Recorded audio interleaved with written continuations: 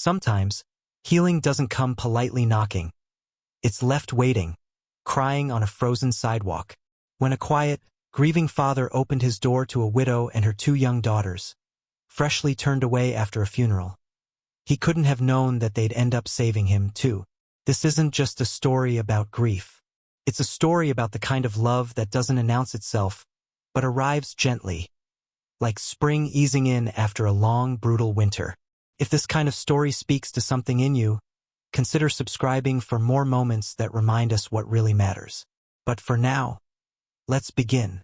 The snow came down in soft whispers that refused to be silenced, covering the town of Willow Glen in an endless sheet of white. It was the kind of cold that didn't ask permission, slipping into your bones, quiet and thorough. The kind that made the world seem peaceful, even when your heart was far from it. Owen Clark gripped the steering wheel with both hands, knuckles white, guiding his rusted pickup carefully down Maplewood Lane. His son, Finn, was tucked into the passenger seat, wrapped in a too-big coat, staring out the frosted window in silence. They were just coming back from the clinic. Finn's nightmares had started again. The doctor had prescribed more time, more understanding, and maybe a little faith. Owen had patience and time in spades. But faith? He'd run out a long while ago. And then he saw them. At first, it was just a vague shape through the snowfall.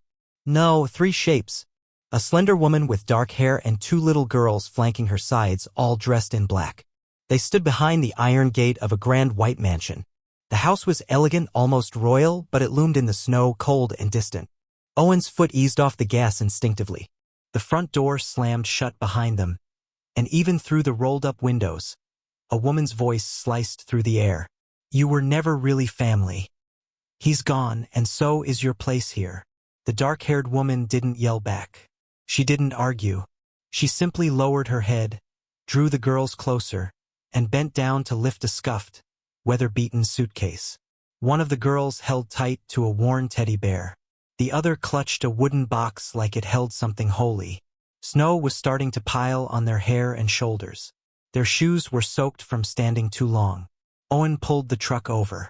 "Dad?" Finn said softly, almost not even a voice. "I see them," Owen murmured, already unbuckling his seatbelt. He stepped out into the cold, the air grabbing his breath and making it catch in his throat. He spoke gently, not wanting to startle them. The woman turned slowly. Her eyes were a dull green, glassy, like winter pressed into glass. She didn't look afraid, just empty, worn out, like pride had nothing left to hold onto. "I'm not here to bother you," Owen said, "but it's freezing out here. You and the girls, do you have somewhere warm to go?" She glanced down at the girls, then back up at him. Her mouth opened like she wanted to say something, but nothing came. One of the girls began to cry, quiet little sobs, the kind that broke your heart more than screams ever could. "I've got a place," Owen said softly. "It's not much. Just an old farmhouse outside of town I've been working on, but it's warm. And it's safe." She hesitated. "I'm Owen," he added, stepping forward just enough to bridge the space. "And this is my boy, Finn."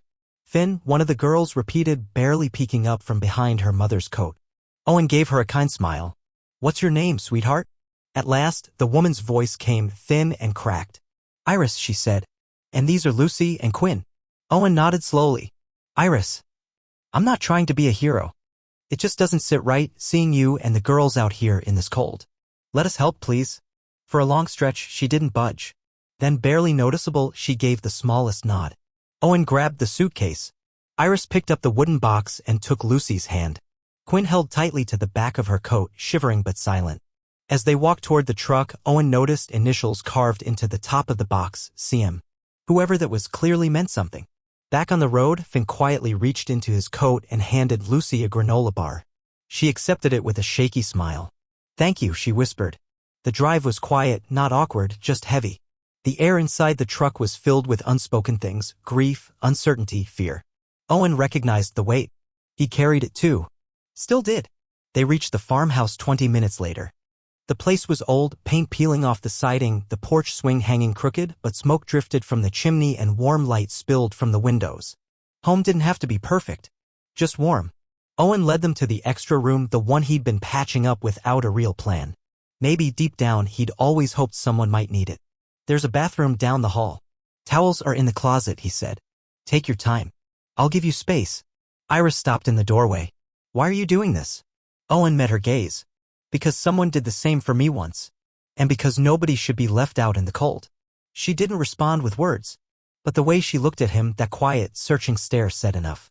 Owen stepped back, leaving her with the girls and the silence. As he walked down the hall, Finn tugged on his sleeve. Dad, he whispered, are they staying? Owen glanced toward the room, then back at his son. For now, he said softly. Yeah, for now. Outside, the snow kept falling. But inside that tired little farmhouse tucked on the edge of Willow Glen, something began to shift. Warmth had found its way in. The old house creaked with every gust of wind, as if it, too, had known the long wait of winter. Owen sat alone at the kitchen table, both hands wrapped around a chipped mug of coffee. It was just past 6 in the morning, and the snow outside was glowing blue in the first light of day. Silence, once familiar and almost welcome, now felt like a stranger keeping him company. Down the hall, the room was quiet. It had only been 12 hours since Iris and her daughters arrived, but already the house felt different. Not louder. Not cluttered. Just stiller. Softer. As if the walls were holding their breath. Finn shuffled into the kitchen, hair messy, eyes still heavy with sleep. Morning, Owen said gently. Finn let out a yawn. Are they still here? Yeah, Owen said with a small nod. Still sleeping, I think. He didn't say what was really on his mind, That he wasn't sure how long they'd be around. That a woman carrying 2 little girls and a box of ashes probably had more grief than peace to unpack. That maybe, just maybe, letting them in was the beginning of something neither he nor Finn was ready to admit. Later that morning, as the sun finally climbed above the frosted hills, Owen heard the soft, tentative sound of footsteps in the hallway. He looked up to see Lucy peeking into the kitchen, with Quinn trailing quietly behind her, both girls hugging nearly identical stuffed bears. Good morning, Owen greeted them gently. The girls blinked back at him. Lucy nudged her sister, encouraging her. Quinn took a hesitant step forward. Is there breakfast? She asked in a tiny voice. Owen smiled warmly. There will be in about 10 minutes, he said, motioning for them to take a seat. The girls eased into the chairs like they were made of glass, careful, unsure. Finn, watching from the living room, wandered in and gave them a half-smile before grabbing bowls and setting them out for cereal. Not long after, Iris appeared in the doorway. She was still wearing the clothes from the night before. Her hair was loosely tied back, and the shadows under her eyes told stories she hadn't yet shared. And yet, even weary, she carried herself with a quiet, unshakable grace, like someone who'd learned how to survive without making noise. You don't have to cook, she said softly. I do when there are kids around, Owen replied, cracking eggs into a pan without missing a beat. She lingered by the doorframe, unsure whether to stay or step away. The girls are fine, Owen added, glancing toward the table. Really? They're more than welcome. Iris nodded, her lips pressed together as if she couldn't quite decide whether to say thank you or sorry. Instead, she murmured, would it be all right if we stayed a couple more nights? I just need time to think. You've got it, Owen said immediately, no hesitation in his voice. That night, after the girls were tucked into bed and Finn had gone off to his room, Owen walked down the hall to check the thermostat. He stopped just outside the spare room. From behind the thin wall came a sound gentle and warm. Iris was humming. A soft, soothing melody, maybe something from long ago. A lullaby. Owen leaned against the wall, letting the moment settle into his chest. It had been a long time since anyone had sung beneath his roof. The next morning, he found a note on the kitchen counter, written in elegant, slanted handwriting. Thank you for the warmth. He slipped it into his pocket without thinking. Over the following days, the rhythm inside the house began to shift in quiet, natural ways. Owen still got up early, made breakfast, and kept working on repairs.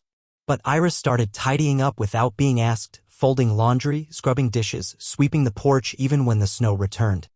The girls played softly, sometimes with Finn, sometimes just the two of them. No one brought up the past. It hung quietly in the corners, present but unspoken. And then the paper cranes began to appear. One evening, Owen noticed the first, folded from a newspaper, sitting quietly on the windowsill. Then came another, resting on the mantel. A third tucked behind the sugar jar. Each one was different. Each unmistakably from Iris. He finally left her a note next to the fourth. Do they mean something? Her response was brief. Hope. One night, Owen stayed up late fixing the water heater in the basement. When he came back up drenched, worn out, he spotted a plate of warm cornbread on the kitchen table with a note beside it. Thought you might be hungry. He sat down in the quiet and ate every last bite. And in that silence, something clicked. He didn't miss the quiet anymore. Not like he used to. Because now, the quiet wasn't empty, it had layers. It held hums and whispers, the sound of small feet on hardwood floors. It carried life. Later that night, as he passed the spare room, he heard a soft thump from inside, followed by a slow exhale. Maybe Iris was restless. Maybe she was dreaming. Owen raised his hand and laid his palm flat against the wood. "I don't know what brought you here," he whispered, "but I'm starting to think maybe it was meant to be." On the other side, Iris sat up in bed, staring at the same wall. She hadn't heard his words exactly, but somehow she felt them. And for the first time since the funeral, a small smile touched her lips. The first real thaw didn't come from the sky. It arrived as a mismatched teacup, chipped on the rim, left on the kitchen table with a neatly folded napkin beneath it. On the napkin, written in Iris's precise handwriting, were the words, "For your mornings. Thank you for letting us stay." Owen stared at it for a long moment, longer than he meant to. It wasn't the cup that struck him. Not even the tea, still warm and plain. It was the gesture. The quiet kind that says, "I see you," without saying a word. It lingered in the air far longer than any spoken gratitude ever could. He rinsed the cup, dried it with care, and placed it back on the shelf. Then he left something in return. A small pencil and a notepad placed outside her door. "For your thoughts," he wrote, "if you ever feel like writing instead of speaking." By midday, the notepad was gone. The house kept shifting in quiet but meaningful ways. Iris started baking in the afternoons, moving quietly, almost shyly, as if she didn't want to assume her place. But the smell of cinnamon and cloves slowly filled every room. The girls began drawing at the kitchen table, carefully returning each crayon and marker to its place. Finn, without saying a word, started leaving his bedroom door slightly open at night. The paper cranes continued to show up in unexpected places. Owen found one balanced on his toolbox. Then one day, after returning from a trip into town, he opened the front door and paused. There in the entryway was Iris. Down on her knees, she was scrubbing the old wood floor with lemon oil and a rag worn thin. She looked up quickly, startled, not ashamed, just unsure of what he'd say. "You didn't have to do that," Owen said. "I know," she replied quietly. "But I wanted to. This house took us in. It deserves a little care in return." Owen nodded. Simple words, but something in them reached in and held him still. Later that week, at the grocery store, Edith Delaney, the town's unofficial newswire and beloved bakery owner, stopped him in the baking aisle. "Heard you've got company," she said, plunking 2 bags of flour into his cart. Owen didn't even blink. "I do."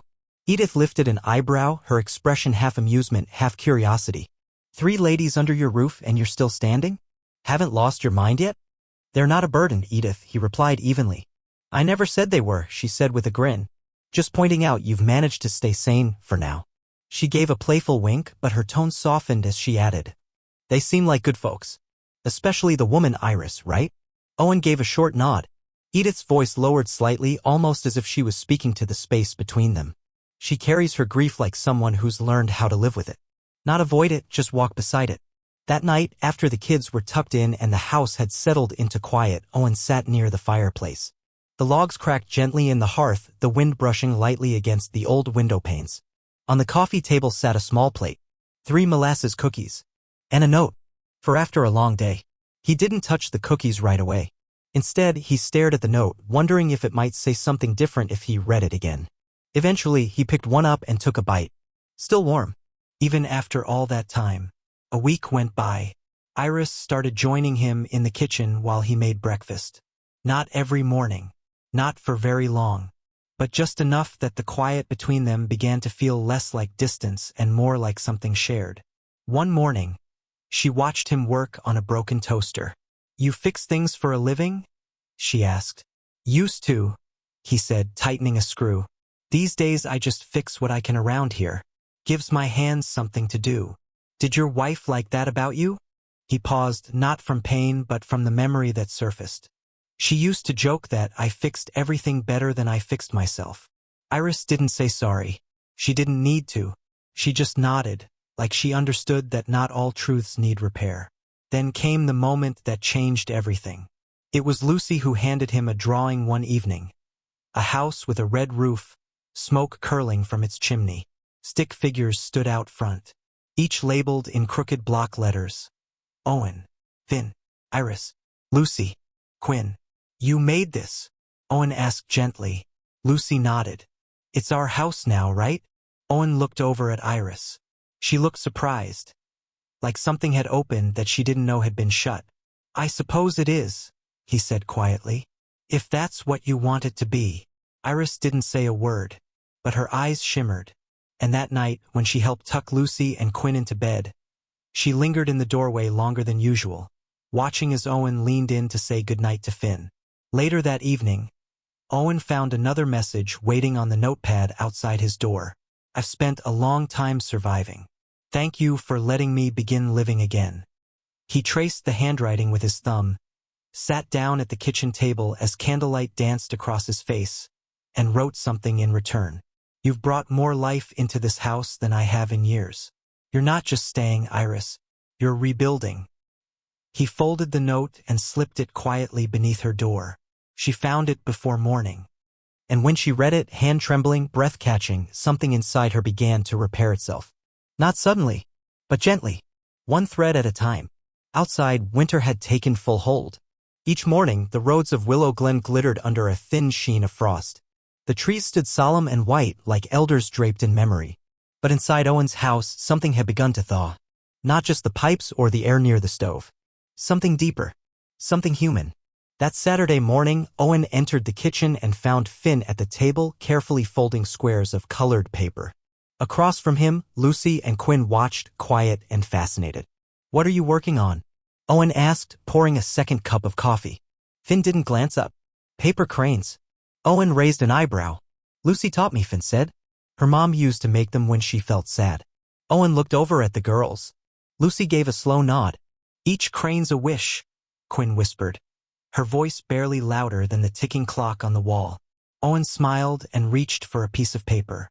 In that case, I think I'd better make one too. By mid-morning, the windowsill in the kitchen was lined with 10 cranes, each one a different color. Sky blue, soft red, pale yellow, even one folded from a crumpled receipt. From the hallway, Iris watched them. Arms crossed, eyes tender with something like gratitude. She didn't say a word, didn't step in, just let the moment be. After lunch, Iris came into the living room where Owen was fixing a loose leg on an old armchair. She held out a pair of gloves. Would you mind taking Finn and the girls outside for a little while? There's something I want to do in the kitchen, and I work better alone. Owen looked up, surprised. You sure? She nodded with a small smile. Positive. The sun's out. The pond might even be frozen. All right, he said, setting his tools down. Kids, bundle up. We're heading out. The snow from the night before still blanketed the fields, but the sun had come out and the wind had taken the morning off. They walked to the pond in about 10 minutes, following a path lined with trees heavy with snow and fence posts that stood like frozen sentries. The kids raced ahead, their laughter echoing through the stillness. At the pond's edge, Owen tested the ice with the heel of his boot. It held. Lucy was the first to step onto it cautiously, arms stretched for balance. Finn followed with more confidence. I've done this before, he announced. Quinn stood back, holding tightly to Owen's hand. You okay? He asked gently. She nodded. It's just cold. Owen knelt beside her. It is. But look at your sister, you don't have to rush it. She didn't say anything. But after a quiet moment, she took one step. Then another.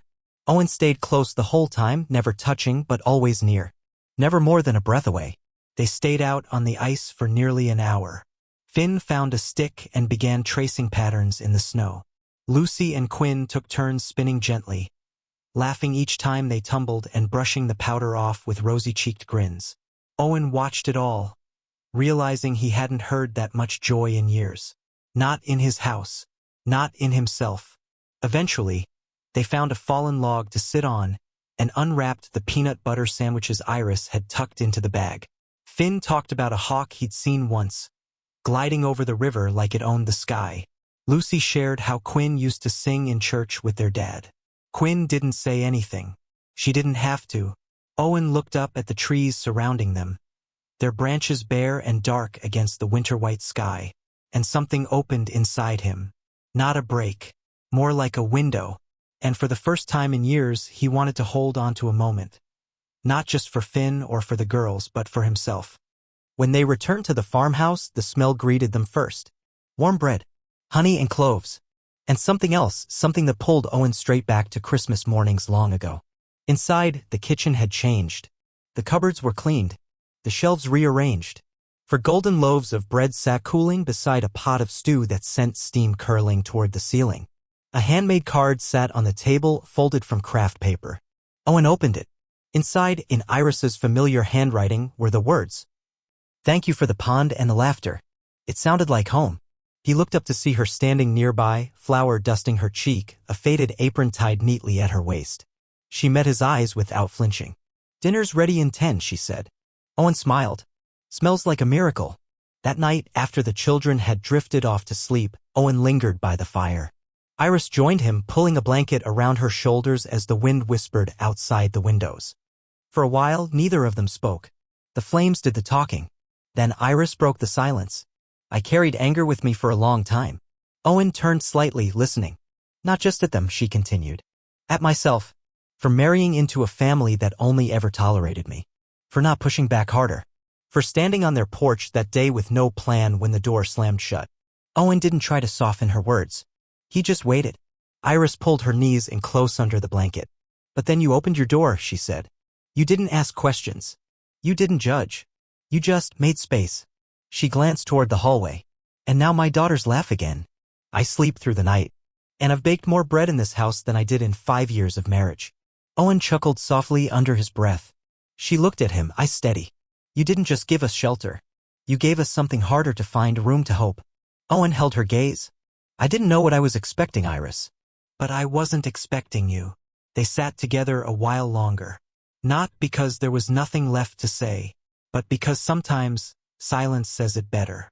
As Iris stood to leave, she paused at the edge of the room. "There's a 5th loaf cooling in the pantry," she said with a small smile. "I thought you might want to bring it to Edith." Owen raised an eyebrow. "You're braver than you look." "She already knows," Iris replied. "She's just waiting for you to say it out loud." Later that night, before heading to bed, Owen folded a paper crane from the bread bag and placed it on the windowsill. On one wing, he wrote a single word, "Stay." The days that followed were quieter, not because of distance, but because of peace. Owen had always thought of silence as something heavy, like a weight pressing on grief or unsaid thoughts. But now, silence had become something familiar, comforting, like an old friend who sat beside you and didn't need to speak. It wrapped around mornings, soft and slow, around shared chores and lazy dinners. It made space for giggles in the hallway, and gave Iris room to breathe. He didn't know when the shift had happened, but at some point her presence had stopped feeling temporary. She wasn't a storm passing through. She was weather that had settled in, steady, quiet, and deeply nourishing. That Friday evening, Owen made a stop at the hardware store for a few supplies, screws, and a new doorknob for the cellar. When he returned, the house was softly lit, the warm yellow light of the kitchen spilling into the hallway like a welcome. He stepped inside and found Iris at the table with Lucy and Quinn. They were all folding cranes, paper scattered across the table, the girls giggling as Quinn tried to get her wings to match. Owen leaned against the doorway, smiling. "At this rate, we're going to run out of flat surfaces." "We'll build a nest," Iris replied, her hands still moving. It wasn't the words that stopped him, it was the tone. Calm. Steady. Like someone who finally believed she belonged. He walked into the pantry to put his things away. That's when he noticed a note taped to the inside of the door. Written in Iris's hand. "This house feels alive again. So do I." Later that night, after everyone else had gone to sleep, Owen sat alone at the kitchen table. An old repair manual lay open in front of him, his hands flipping through the pages more for habit than purpose. Outside, the wind returned, tapping against the windows, a quiet reminder that the world was still cold and unpredictable. Then he heard it. A soft, broken sound drifting through the wall that separated the guest room from the hallway. He froze. It wasn't a cry for help. It wasn't loud. It was the kind of sob that escapes after too much holding in. The kind meant for no one. Owen stood, unsure whether to stay or move. He didn't want to intrude, but something deeper, something human, pulled him forward. He stepped quietly to the wall and placed his hand against the wood. Not to knock. Just to be near. "Iris," he said softly, not sure she'd even hear him, "you don't have to be quiet in this house." The crying paused. Owen waited. A minute passed. Then another. Finally, her voice came, faint and fragile but clear through the old timber. "I thought I was done crying." Owen rested his forehead against the wall. "Yeah, me too. Turns out grief doesn't really stick to a schedule. On the other side, Iris sat curled on the bed, arms wrapped tightly around her knees. She stared at the wall like it might open, like if she focused hard enough, she could see straight through to him. "I keep hearing him," she whispered, voice shaking. In the girls' laughter down the hallway, in the way Quinn cradles her spoon. "And it terrifies me how much I still miss him and how much I don't want to go back to the version of myself that existed when I was with him." Owen closed his eyes. He didn't need more explanation. He understood. Deeply. "You're not her anymore," he said gently. "You don't have to be." Silence settled between them again, but it wasn't empty. Then Iris's voice came through the wall, softer, but steady. "Then you're not him either, Owen. Not the man who lost everything." Owen opened his eyes slowly. "No," he whispered back. "I'm not." The next morning, Iris said nothing about the night before. Instead, she made pancakes, fluffy and golden, with a dash of cinnamon and orange zest. Exactly the way Owen's mother used to. He never asked how she knew. Some things didn't need asking. Finn sat at the table helping Quinn through her math workbook, patient and focused. Lucy perched on the floor, carefully braiding Iris's hair into loops, messy, but full of love. The whole morning felt like it had been borrowed from another life. A good one. Not perfect, but warm in all the right places. After lunch, Iris found Owen outside sanding down an old fence post on the porch. "Can I ask you something?" she said, her voice even. He paused his work and looked up. "Of course. When your wife passed, how did you begin again?" He didn't rush to answer. His eyes wandered out across the snow-covered fields, beyond the fences, past the trees whispering in the breeze. "I didn't," he said finally. "Not at first. I just got through one day at a time. I fed Finn. I fixed what was broken. Some days I didn't speak to a single soul. Some nights I couldn't sleep unless I imagined her voice nearby. Eventually, the silence stopped hurting as much. Then one day, it started helping." He turned back to look at the house. "And then you and the girls showed up." Iris didn't cry. She just gave a slow nod. Her expression was soft, hard to read, but full of understanding. Then she added quietly, "I'd like to paint the girls' room. If that's okay." Owen blinked, then smiled. "Of course it is." She returned the smile. "Quinn wants lavender. Lucy wants stars. I think we can figure out how to give them both." That night, while locking up the house, Owen noticed something new. Above the kitchen doorway, Iris had pinned a paper banner. She'd made it from grocery bags cut and folded by hand. The lettering was uneven, a little crooked, but impossible to miss. "This house has room for healing." Below it, 5 paper cranes stood in a perfect row. Owen stared at it far longer than he intended. Then he flipped off the light and, in a voice barely above a breath, said, "Amen." The storm came out of nowhere. Sunday had started peaceful, sunlight stretching across snowy fields, slow and golden. Owen even stepped out without his coat to bring in kindling. The whole farmhouse smelled of maple syrup and oats rising in the oven. Quinn had taken it upon herself to fold napkins for the breakfast table. Lucy added a crayon-drawn sun to the grocery list on the fridge.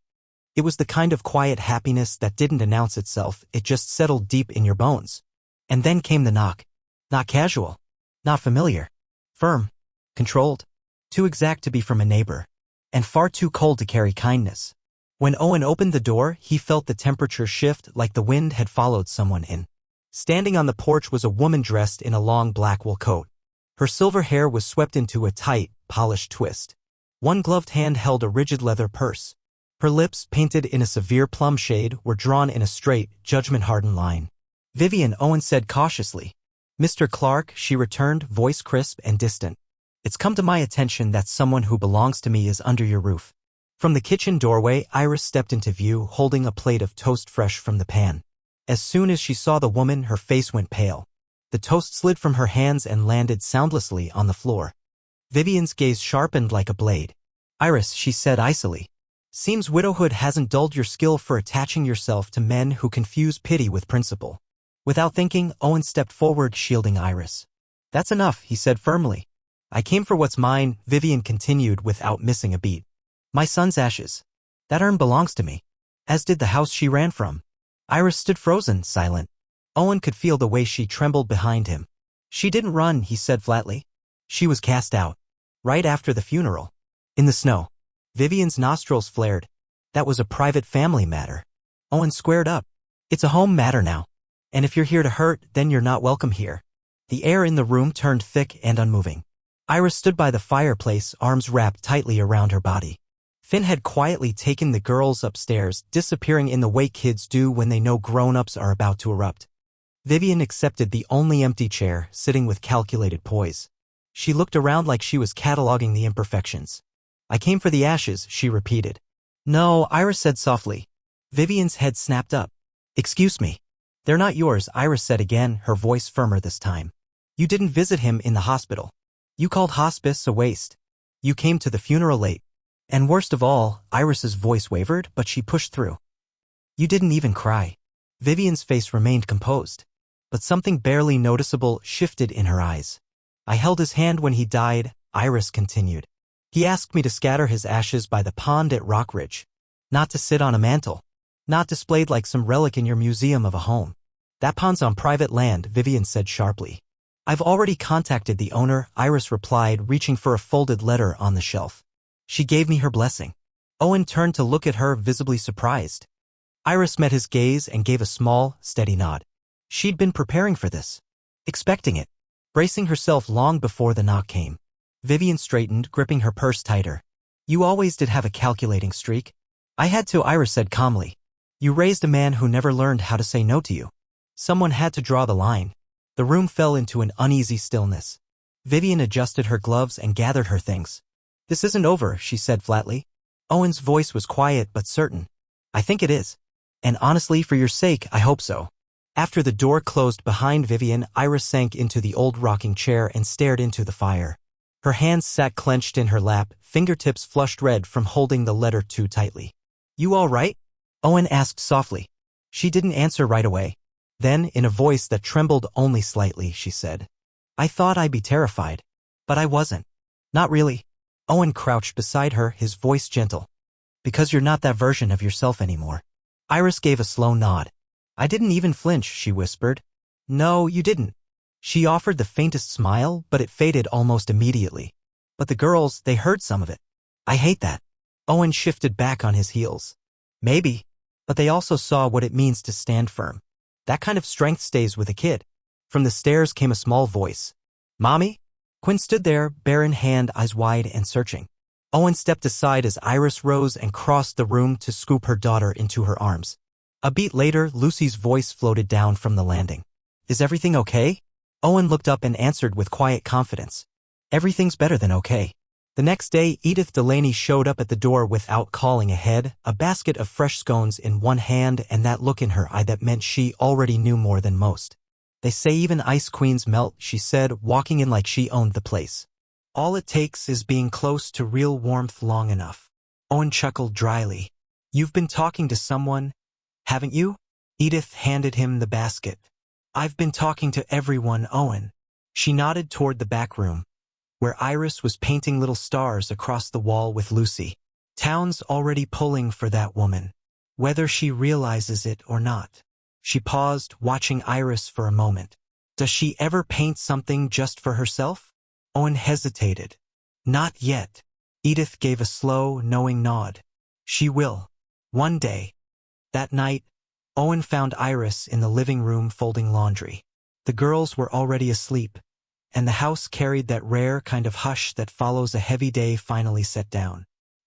He sat beside her and quietly helped fold a stack of towels. After a few minutes, he spoke. "Do you want me to come with you to Rock Ridge?" Iris paused, then looked over at him. "Would you?" "Of course. I thought I needed to go alone," she admitted. "But now, I don't want to." Their eyes met and something passed between them. Not a declaration. Not a confession. Just an understanding, a quiet agreement between two people who had each carried too much and now maybe didn't have to do it alone. It all began with gingerbread. Iris had never really made it before, not properly. But one snowy Tuesday morning, before the kids had even stirred, she found herself rooting through Owen's pantry for molasses and cinnamon. The kitchen was hushed. Outside, the sky was still stretching awake. She tied her hair up, slipped into one of Finn's old aprons, and started measuring, mixing, letting her hands remember what her heart hadn't dared to. The smell reached the rest of the house before the sun fully cleared the trees. Warm. Familiar. Like some half-forgotten memory wrapped in spice. Owen stumbled into the kitchen half-dressed in his flannel shirt, rubbing the sleep from his eyes. "That smells like something you've made 100 times," he murmured. Iris placed the dough onto a tray and replied softly, "It smells like something I wish I had." He poured himself coffee and watched her. "You keep surprising me." She glanced up at him, something bright but quiet flickering in her eyes. "I'm surprising myself." Later that day, while the girls napped and Finn read by the fire, Owen worked in the garage, trying to fix a stubborn cabinet door. Iris stepped in, hugging herself against the cold, holding 2 steaming mugs. "If I'm going to steal your kitchen," she said with a smile, "I figured I should at least bring tribute." She handed him a mug and Owen took it gratefully, savoring the warmth in his hands. "You didn't just take over the kitchen," he said. "You brought it back to life." She leaned lightly against the workbench. "I used to be afraid of silence," she said after a pause. "Now, I've started to like it." Owen looked at her over the rim of his cup. "Because now it feels like peace instead of punishment." She nodded, slow and thoughtful. "Exactly." For a moment, they just stood there, letting the quiet stretch between them. Then, almost shyly, Iris asked, "Do you ever think about repainting this place?" Owen raised an eyebrow. "You mean the house?" She laughed, a sound lighter than snow. "Yes, the house," she said. "The color out front is, well, let's just say it's honest." Owen chuckled, shaking his head. "Honest, that's your kind way of calling it ugly." "I never said that," she replied, smirking. "No, but you definitely thought it." She gave a shrug, still smiling. And something inside Owen shifted. Not just from the laughter, though that helped. It was her. The way she was letting herself be seen, like a door inching open that had been stuck for far too long. He hadn't expected this from her, not yet. But he wasn't about to force anything either. "Pick a color," he said, meeting her eyes. "I'll do the painting." That evening, instead of quietly disappearing to her room after dinner, Iris stayed. She sat at the table with Finn and the girls, helping them cut out paper stars. Lucy was adamant about using glitter. Quinn was on a mission for silver ink. Owen stood nearby, just watching. Iris gently navigated the girls' requests, her smile effortless, her patience quiet and steady. Later, once the kids were tucked into bed, Iris remained in the kitchen, wiping stray crumbs from the table. "You don't need to do that," Owen said as he dried the last of the dishes. "I know," she replied, brushing another spot clean. I feel better when I'm part of the rhythm." He turned to her then, and she looked up, their eyes meeting. Owen didn't say anything. Instead, he stepped to the drawer near the pantry and pulled out the folded paper crane, the one labeled "Stay." Carefully, he unfolded it and held it out to her. "I read this every night," he told her softly. Her fingers trembled just a little as she took it from his hands. "I wanted to leave it," she whispered. "But I wasn't sure I could." "You can," he said simply. The moment hung in the air between them, fragile and unspoken. Then Iris stepped forward and rested her forehead lightly against his chest. Owen froze for just a second. Then, slowly, he wrapped his arms around her. Not tight, just enough. The snow still covered everything outside. But inside, spring had started to bloom. The next morning, Iris opened the door to the girls' room and paused. Finn was already there, helping Lucy sort crayons by shade. Quinn sat nearby, sketching stars across a page, her little fingers dusted with charcoal. "You're all up early," Iris said, surprised. Finn grinned. "Lucy says we're building constellations." Quinn held up her paper with quiet pride. "This one's ours," she said. The drawing showed 5 stars, each one connected by delicate arcs. It looked like a family portrait made from light. Iris felt her throat tighten. She knelt beside them and studied the image. "It's beautiful," she said. Lucy glanced up at her, eyes hopeful. "Can we paint it on the wall?" Iris hesitated, unsure whether she should say yes. "You mean, together?" she asked softly. Quinn gave a small nod. "Yeah, all of us." Iris smiled, then nodded back. "Let's do it." Later that afternoon, Owen returned from town with a paper bag in hand. Inside, paintbrushes, a gallon of lavender paint, and silver stencils shaped like stars. When he stepped into the room, the girls were barefoot on a tarp Iris had spread across the floor. They were spinning in circles and laughing. He let out a laugh himself. "I hope you realize what you've just started." She handed him a brush with a grin. "A constellation." He joined them, dipping his brush into the lavender. Hours passed. The sun slipped behind the trees. And when the paint had dried, the wall told a quiet story. One of 5 hearts that had come through the dark and earned the right to shine. That night, Iris opened her bedroom door. And for the first time since she arrived, she left it open. The snow returned with the dawn. Soft, silent, gentle as breath. It fell in slow spirals, blanketing Willow Glen in quiet peace. The children were the first to notice. They pressed their faces to the window pane, breath fogging the glass, eyes wide with wonder. "Can we go out?" Lucy asked, already halfway to her boots. Quinn was quicker, she was tugging hers on before anyone could answer. Iris stood behind them, one hand curled around a warm coffee mug, the other gently stroking Lucy's hair. She glanced out at the snow. "Scarves. Gloves. 2 layers," she said. "Non-negotiable." Owen, seated at the table repairing the strap on Finn's snowshoes, looked up with a smirk. "I think I'll go too." Iris raised a brow, surprised. "You? Volunteering for the cold?" He grinned. "There's a first time for everything." Bundled in coats and boots, they stepped outside and were swallowed by the white world. The sky hung low, heavy and gray, but the ground sparkled in places like it had been dusted with sugar. Laughter rang out across the yard.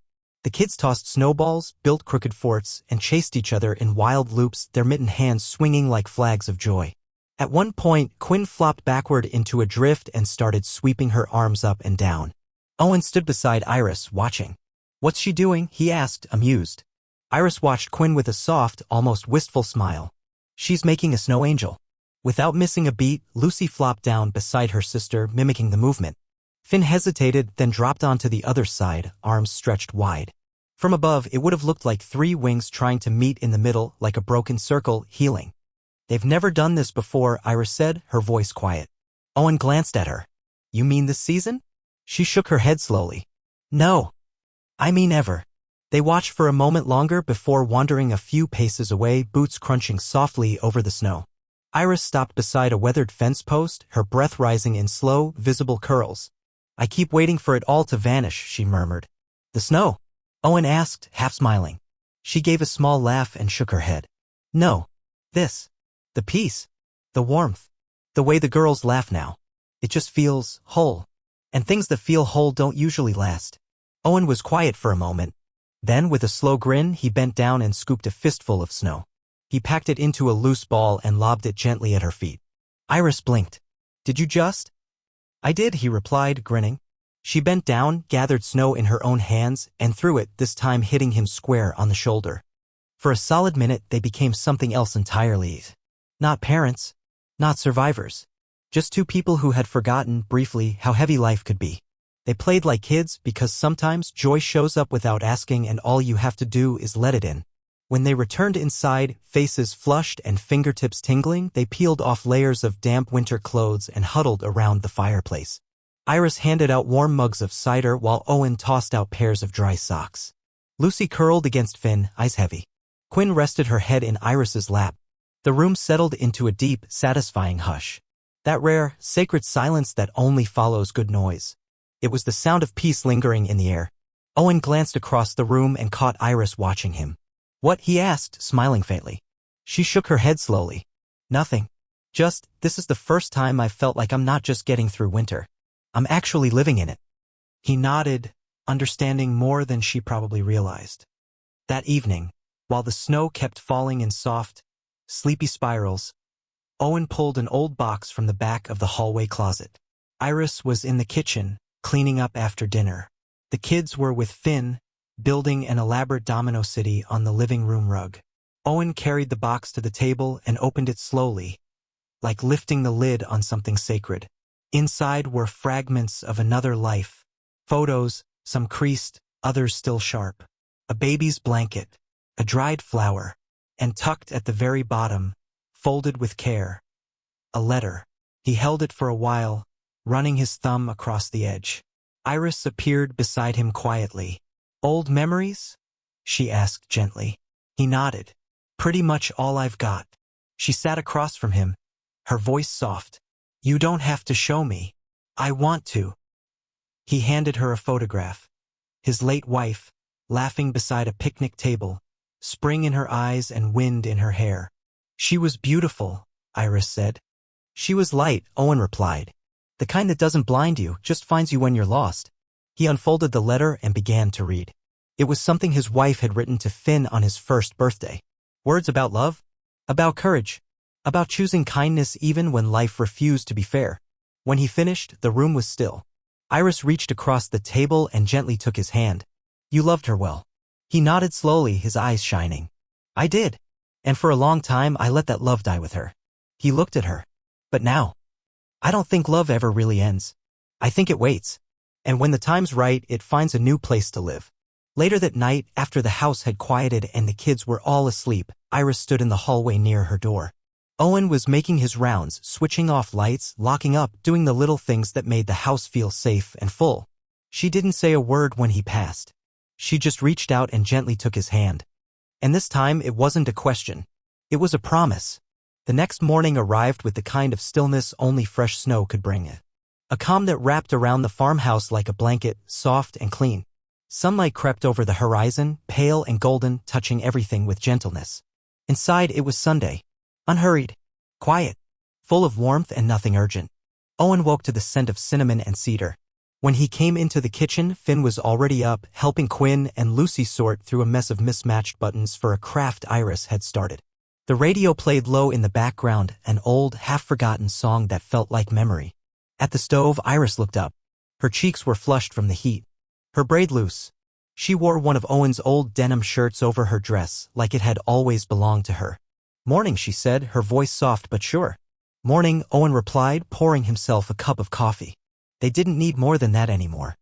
After breakfast, Iris walked to the spare room, the one where she'd first stood, clutching her daughter's hands with trembling fingers.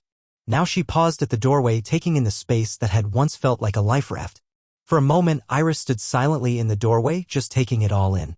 The faded wallpaper. The curtains she had taken time to iron. The hooks where her daughter's tiny coats now hung. What once felt like a lifeline now suddenly felt too small. Owen appeared behind her in the hall. "You thinking what I'm thinking?" She smiled, eyes soft. "I was just wondering how you'd feel about some renovations." He leaned casually against the frame. "I feel like this wall needs to come down." "Today?" she asked, a touch of surprise in her voice. "Why not within the hour?" Finn and the girls were quickly appointed supervisors while Owen headed to the barn for tools.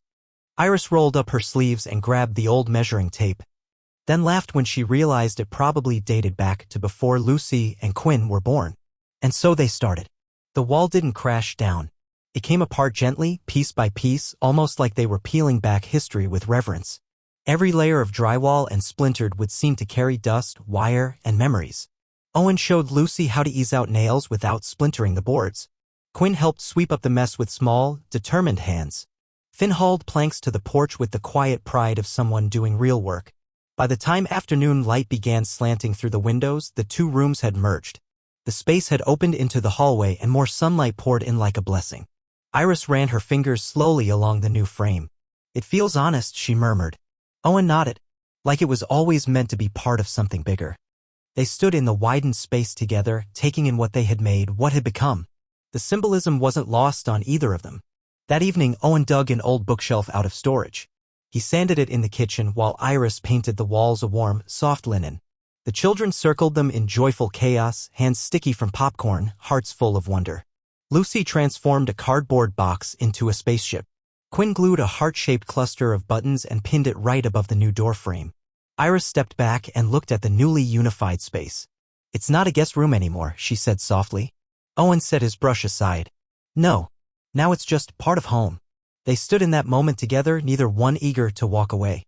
That night, Iris tucked Lucy and Quinn into a bed that had once been Owen's, now polished, dressed in a hand-stitched quilt Edith Delaney had dropped off simply because she cared. Quinn reached for her mom's hand. "Are we staying forever?" Iris hesitated, then gently brushed a strand of hair from her daughter's face. "As long as this house keeps loving us back." Lucy whispered from her pillow. "It already does." Later, Iris walked down the hallway, quiet as snowfall. Owen sat in the living room, finishing a letter to an old friend of his late wife, a letter long overdue but finally written with the heart to mean it. When he saw Iris, he folded the page and gave a quiet smile. "It's done." She nodded. "So is the room." Owen looked toward the new opening and let out a breath. "You know, this is the first time since buying this place that it actually feels like the house is breathing." Iris crossed the room and sat beside him, taking his hand gently. "It's more than the house," she said. He met her eyes. "I know." Then, softly, she added, "I think I'd like to leave my door open. Permanently." Owen's face softened. "I was hoping you would." Later that night, as the fire in the hearth faded to glowing embers, Owen found something resting on his pillow. A single paper crane folded with care from fresh parchment. He unfolded it delicately. Inside, in Iris's handwriting, were 4 quiet words. "We're already a family." Owen closed his eyes. And for the first time in years, he allowed himself to truly believe it. By midweek, the snow began to give way. Thin streams of water trickled down the windows and the front porch dripped steadily, painting dark freckles onto the weathered wood. Winter was loosening its grip. And with it, something inside Owen finally began to thaw completely. A part of him he hadn't even realized was still frozen. The house brimmed with life. Finn helped Quinn build a telescope out of toilet paper tubes and yarn. Lucy painted a mural of daisies on the side of a cabinet, her strokes bold and confident. Iris moved through the house with such natural ease, it felt impossible to imagine a time she hadn't been there. Yet, not everything was fully healed. A quiet stillness crept in each night, just before bed. That's when Finn would hover in the hallway, peeking into Owen's room but never stepping in. He'd give a small smile, whisper "Goodnight, Dad," and retreat down the hall. Owen never pushed, but he noticed. One evening, after dinner and a domino match that ended in laughter and cocoa spills, Iris stepped outside to look at the stars. Owen followed, handing her a mug of peppermint tea. "Feels like another season entirely," she said, pulling the shawl snug around her shoulders. "Feels like another life," Owen agreed. They stood in silence, steam curling from their mugs like shared breath in the cold. Then Iris turned to him. "Finn still wakes up sometimes, doesn't he?" Owen gave a small nod. "I hear him. But he won't talk about it." She tilted her head, studying him. "Do you think he knows?" "He knows he can," Owen said with a sigh. "I've told him. But whether he believes it, I don't know." Iris tilted her head slightly. "Do you want him to?" "Of course I do." "Then maybe," she said gently, "you just need to say it a different way." The next afternoon, Iris invited Finn into the kitchen to help bake. They weren't making anything fancy, just lemon scones, but she handed over the reins. Let him measure. Let him read the recipe aloud even when the words got jumbled. She laughed when flour dusted her nose and didn't rush a single step. Later, while the scones baked and the house was hushed with nap-time stillness, she sat beside him on the porch steps. "My dad wasn't much for feelings," she said softly. "He was more like Owen, good with his hands, not so much with hearts. He fixed things. But not people. Not even himself." Finn looked at her, curious but quiet. "I remember once I cried in the garage," she went on, "because a kid at school teased me about my freckles. My dad handed me a pair of pliers and said, 'Fix something. That'll help.'" "Did it?" Finn asked. She smiled, a little wistful. "No, not really. But for a while I believed it did. Then I realized what I really needed wasn't to fix anything. It was for someone to listen." Finn was quiet for a long beat. Then he spoke, his voice barely above a breath. "Sometimes I miss Mom so much. I forget what she smelled like." Iris reached for his hand, held it gently. "You should tell your dad that." That night, while Owen dried dishes at the sink, Finn came into the kitchen holding a small photograph. It was a picture of his mother. "I want to put this somewhere," he said. Owen turned to look at him. "Of course. Where were you thinking?" Finn pointed to the mantel. "Right here, next to the crane." Owen's throat tightened. "She'd like that." Finn stood beside him. "Do you remember when she laughed at the peanut butter in your boots?" Owen chuckled, his smile tugging at memory.